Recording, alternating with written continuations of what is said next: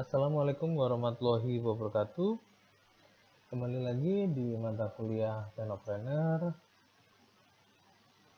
Hari ini saya sampaikan materi melalui video ya teman-teman, karena adanya keterbatasan sesuatu, maka waktu yang kali ini melalui media video. Pertemuan kali ini melanjutkan dari pertemuan-pertemuan sebelumnya. Hari ini kita akan membahas tentang kreativitas dan inovasi. Jadi dalam pertemuan kali ini kita bicara tentang arti pentingnya kreativitas, inovasi, lalu apa saja yang teman-teman perlu ketahui tentang kreatif, apa yang teman-teman ketahui tentang inovatif, dan selanjutnya tentang kuis. Oke, bisa kita mulai aja langsung.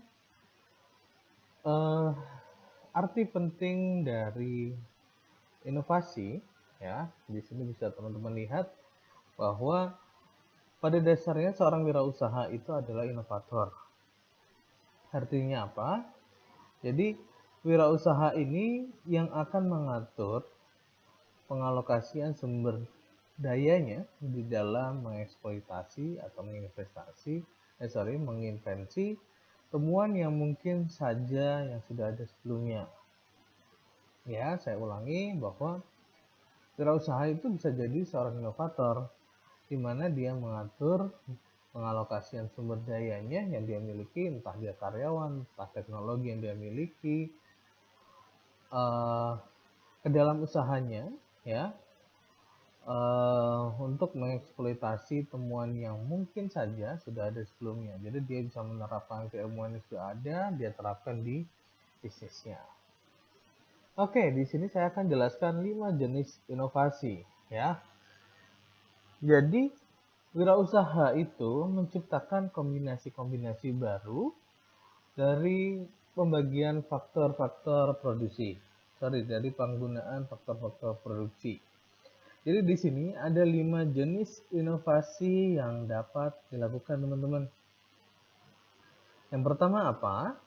Pengenalan dari suatu barang yang baru atau perbaikan dari barang yang sudah ada. Artinya di sini gini teman-teman.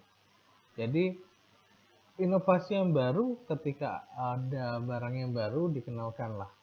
Karena seumpamanya teman-teman bisa menciptakan teknologi yang baru gitu ya, atau produk baru. Atau ada barang yang sudah lama tetapi teman-teman coba inovasi menjadi menambah fitur yang ada.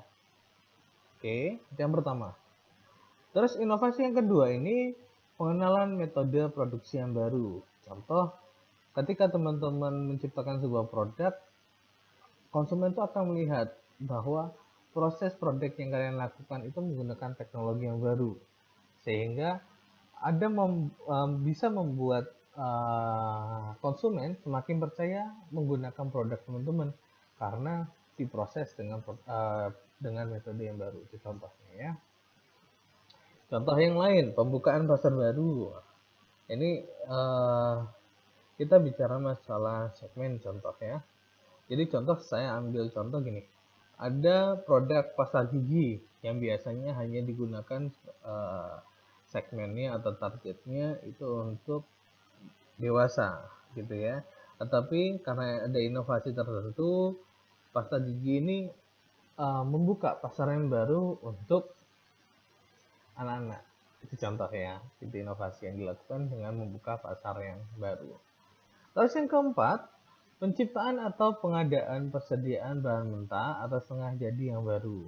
Ya, jadi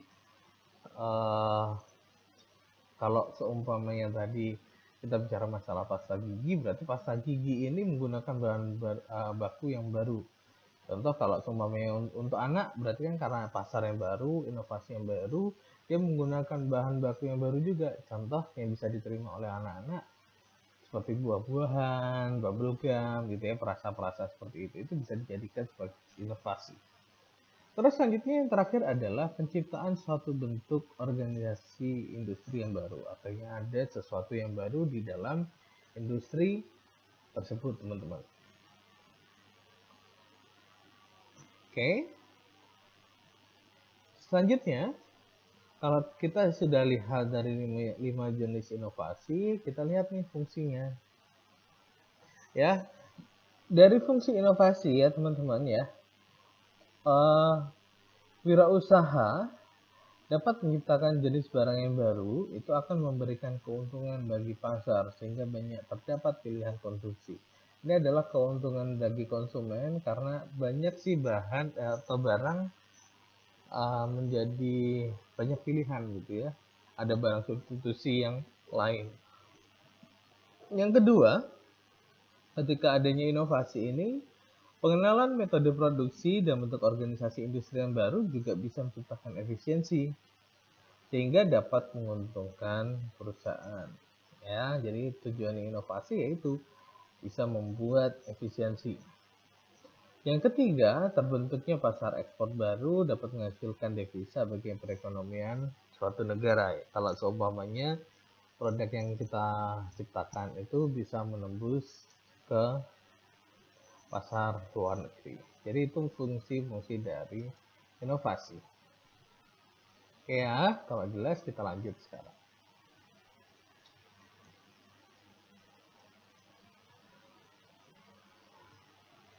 Oke, sekarang kita bicara masalah kreativitas ya. Jadi kreativitas ini proses yang dapat dikembangkan teman-teman dan dapat ditingkatkan. Jadi sebenarnya kreativitas itu juga sebagai kemampuan dan bakat sebenarnya yang merupakan dasarnya, namun pengetahuan dari lingkungan juga dapat mengaruhi. Artinya apa? Kemampuan dan bakat ini jadi dasar nih dalam kreativitas. Tapi dengan ditunjang dengan pengetahuan dari lingkungan teman-teman, itu juga bisa mempengaruhi kreativitas teman-teman. Oke. Kreativitas merupakan suatu cara pandang yang seringkali justru dilakukan secara nggak logis nih. Jadi tahu-tahu muncul, tahu-tahu ada. Makanya jangan heran ketika sumber-sumber inspirasi itu macam-macam datangnya, ya kan? Ketika teman-teman lagi jalan-jalan ke pantai, ke gunung, naik motor, macam-macam, itu kadang-kadang inspirasi bisa muncul di sana. Ya, jadi proses ini akan melibatkan hubungan antar banyak hal. Ya, jadi saling berkaitan tuh di sana. Baik yang hal yang tidak atau belum dipikirkan itu bisa muncul di sana. Oke, sekarang lanjut. Ada tahapan-tahapan kreativitas, ya. Tahap yang pertama adalah latar belakang atau akumulasi pengetahuan yang kita miliki.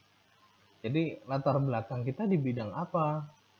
Lalu pengetahuan kita ada di bidang apa? Kadang-kadang kreativitas itu bisa muncul awalnya dari latar belakang atau lingkungan yang atau pengetahuan juga yang kita miliki sebelumnya. Terus tahap kedua proses inkubasi. Kadang-kadang proses dari latar belakang pengetahuan itu kan sudah berjalan ya. Kadang-kadang dibiarkan aja sebenarnya biar berjalan. Kadang-kadang sambil jalan kita berpikiran kira-kira untuk mematangkan ide tersebut, hasil kreativitas tersebut dalam proses ini. Akhirnya dengan model perenungan gitu ya. Lalu kadang-kadang bisa munculkan suatu ide.